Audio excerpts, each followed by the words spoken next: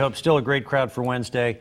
Another one of those iffy a little bit on the weather. Got a little chilly that night, but it was certainly a great night, and fans had a lot of fun. And I also get a big kick out of seeing our guys, the grounds crew in the tuxedos that night. It's a lot of fun too. You should have seen Jack Hanahan, Chris Heisey, Zach Kozart when they saw the Turtle Man. Yeah. It was like seeing Superman as a 4-year-old or something like that. Oh, no question.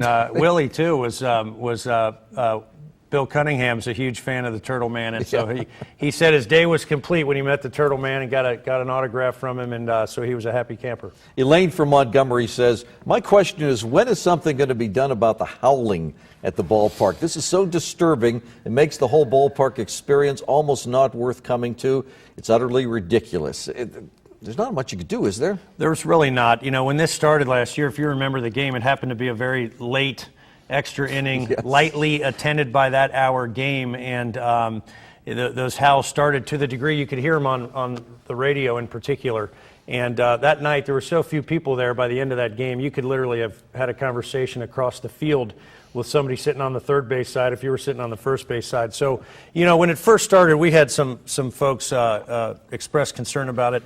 I didn't mind it. It's an organic thing that happens with the fans. I got to tell you, as we got closer to the playoffs, the factor that Elaine has with the annoyance of it started to be a little bit more prevalent.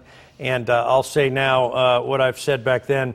The one thing that blocks it out is a full crowd that's not interested in hearing that. And you get enough fans making other noises, you can't hear the coo birds, as we call them.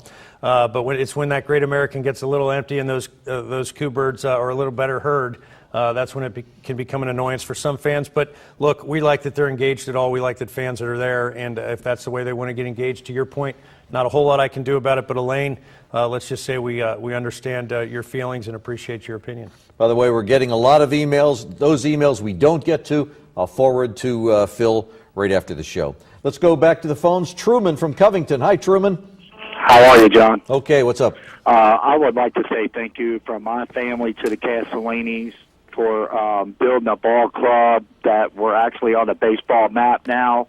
Other teams are worried when they come in here to play the Reds now. I would also like to thank you also, like the other fans said, for building a ballpark that's family-friendly. A ballpark you can bring your family to and not only catch baseball, but also catch the other businesses around the ballpark on too. My question to you, John, if you had to pick a 7th, 8th, and 9th pitcher, which 3 pitchers would you pick to close the ball game out? The 3 they probably used today.